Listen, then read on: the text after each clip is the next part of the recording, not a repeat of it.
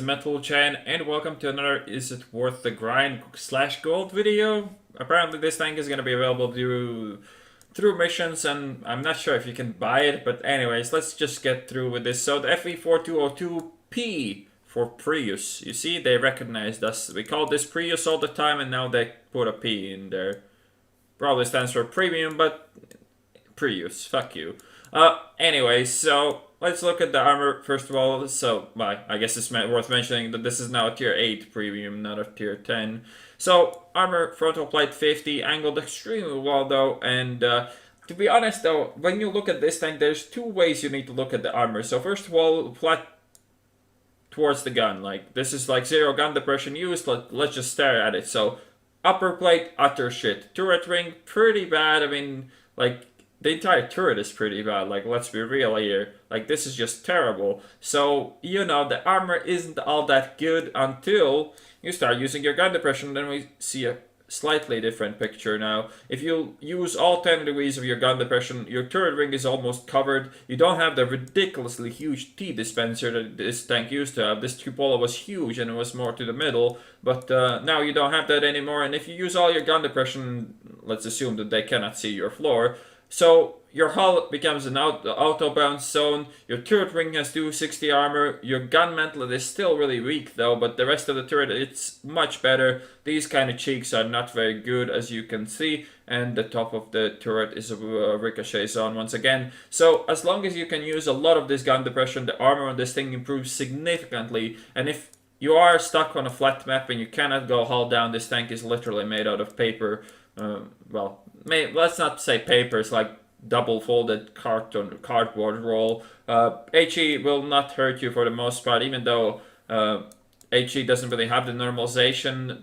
It's not going to pen your upper plate, but it's going to do a lot of damage without penning because it's only 50 armor. When it comes to the side armor, you have this 20mm side skirt. I'm not sure how the fuck is this 20mm, but anyways, it's a 20mm side skirt, but it's not like, you know, the Russian kind of 20mm where it's like armor adds up to 700. It says absurd, but I kind of don't believe this shit. I'm not really sure what gun they're trying to shoot it with. But anyways, you see that the armor is not too good here. If you shoot HE or heat it might absorb something, but without that you don't really stand a chance. The 50 side armor is also like okay-ish against HE. It's not really going to do anything though, and the rest is baby green here, 10mm of armor. That's like so bad. It's like literally the worst armor I think you can get. Well, no, I think there's some 7 armor. Thanks as well. That being said, let's look at the gun depression. So you have nice 10 degrees to the front and to the back. Well, it starts getting really shitty really early, and the gun depression to the back is 2, which is extremely bad, obviously. So note this, that you really only want to be looking forwards and a bit to the sides, and not too much. As you can see, the gun depression goes to absolute shit really quickly. That being said, let's go and look at the replay. And here is the replay, but as always, before we get into too much action, let's talk about the stats. So 1400 hit points, 390 view range, top speed limit forwards 35, backwards 20, power to weight 12.34, tank traverse 40, turret traverse 36. Pretty good stuff stats in comparison to something like at least a super Pershing, but I mean the sub stats are pretty good. There's nothing really to say there. Weaponry or firepower 1725 DPM, stock values 230 damage a shot, 226 penetration. The standard reload time is 8 seconds. You can get it down to like 6.7 though, I believe, so it is pretty bad for 230 alpha. Accuracy 0.35, aiming time 2.6. And the tank, like all the rest of the premiums these days, do not get preferential matchmaking. The cost in gold for this is 8,000, which is more than Super Pershing, more than M4 Rev. It's probably more than a lot of things without preferential matchmaking. It's on the same level of price with the well, even the CDC is cheaper. So this tank is really, if it's gotta be sold, it's gotta be quite expensive, and I would never, ever recommend buying this tank. Like, it is definitely one of the worst premiums without preferential in the game. But anyways, let's talk to why I'm not what? So first of all, this tank is slow as shit, as you realized at the start. I mean, I got overtaken by a fucking IS-3, and it's an IS-3. It doesn't have fucking 50 hull armor. So this tank really, really, really lacks any kind of capabilities to relocate over the map, to run away from bad engagements, or to do anything of the sorts. What this tank is good for, though, is hull down, bullying bad tanks, bad players in bad tanks, and bad players in bad tanks with bad penetration. Like, for instance, the Super Pershing. Super Pershing is super easy to bully here. Our DPM is really similar, our reloads are really similar. I can just keep him tracked because he's silly and he just shoots my turret and bounces, because you kinda need to have at least 200 pen to, you know, reliably pen this turret, especially when I'm using the gun depression. You also kinda need to know where to aim, as you saw in the Tank Inspector before. But yeah, this tank can bully. You can find somebody to bully and then just bully him to his death, because it has this good gun depression, reasonably good turret, so you don't really mind getting shot and trading too much for the most part. I mean, it obviously depends on what you're shooting at, and you should really not go against tanks like E-Sin E5 and shit and try to bully something like that. You do have the penetration over pretty much any other tier 8 medium premium, but the 220 over like 212 doesn't really make that much difference when you have to shoot something on the E-Sin E5 frontally. So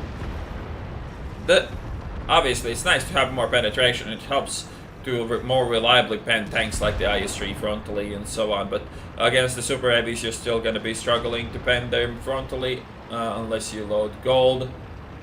You can see my crew got a fucking nosebleed because we were going like 40 downhill, so they decided to miss this shot. Also, the 2.6 aiming time fucking sounds terrible, but it's not even that bad. The aiming time on this tank is on the level with tanks like the CDC and so on, but I mean, those tanks just go faster, so the aiming feels much worse. The equipment on this tank is the standard medium tank 1, rammer, bird stab, and optics. There's not really else to say about it. One thing you do have to start doing, when you start playing this tank, you have to, like, when you shoot people like this, you already start climbing the hill to shoot the next people as fast as possible. Because for me, relocating across the map will take like fucking 3 days at least, if not even more. The Prius does get 4 crew members, just the same as the tier 10, so it is a reasonably decent crew trainer at that. And the basic how to play this tank is pretty damn simple. You definitely try to advance at the early game to where you want to play as soon as possible. You don't stop to like snipe some weird ass spots, because you're just literally going to be too late to get the early shots in the game otherwise. And you really want to position this tank properly really early on, because otherwise it's really going to be painful for you to relocate. As you can see, the relocation for me here takes so long compared to any other normal medium. And when engaging, obviously pick your targets well. You do have that extra penetration, but that's not really good for anything like super heavy armor. It's better obviously against IS-3s. Maybe you can get the occasional Tiger 2 upper plate pen, but you shouldn't really go for it. And obviously staying hull down in this and using your gun depression is the best way to survive as long as possible. So the main problem with this tank is that it is really dependent on how good your positioning are, and that's not to say like I hope good players will do very well in it. No, it's more to say that it is really slow and it really requires a good position to really do damage to the enemies. If this thing gets caught out position, it's so bad. Your armor won't work, your gun is mediocre at best with really bad DPM, and there's nothing really much to say about it. You can't run away either because your mobility won't allow that. So once this thing is not in control of the engagement in the better position, it will really, really struggle to be even reasonably effective, and that makes it just really situational, because not every map has positions where this tank can be effective, and even if those maps have those positions, maybe the enemies will have like a T-32 on the other side that you don't want to play against at all. And also every flat city map is just bad for this thing, because first of all you can't use your gun depression on any map but Himmelsdorf from the city maps, and if you cannot do that, it's really bad against these like peak trading, as well as you are so fucking slow. The acceleration on this is not as good as it was on tier 10. The traverse is also pretty damn bad, so you cannot really outmaneuver anything, you cannot really out-damage anything, so you're kind of stuck in this weird-ass tank that can only do this one thing, which is this hull-down bullying of terrible tanks and terrible players driving it, and I don't think that's really good enough to be worth anything, in my opinion. I mean, like, I guess we can come to the conclusion here that, in my opinion, this tank is just not worth it. Even though this game looked pretty impressive, I was really dealing with a lot of shitty players and really bad tanks, so yeah. And here is the end plate. 3,573 damage done, 1,524 assisted, 2,339 experience with premium, ace tanker, as well, of course, as the high caliber medal. I guess I need to clarify something, like, I wouldn't recommend anybody buying this tank.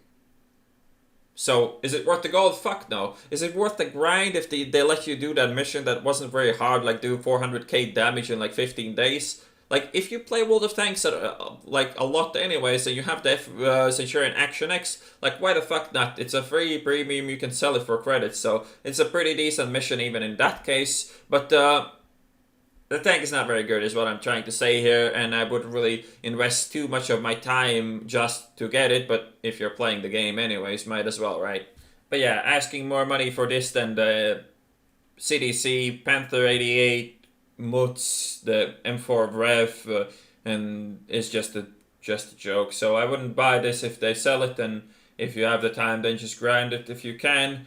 Anyways, that's my review done, so I'll see you guys in the next one.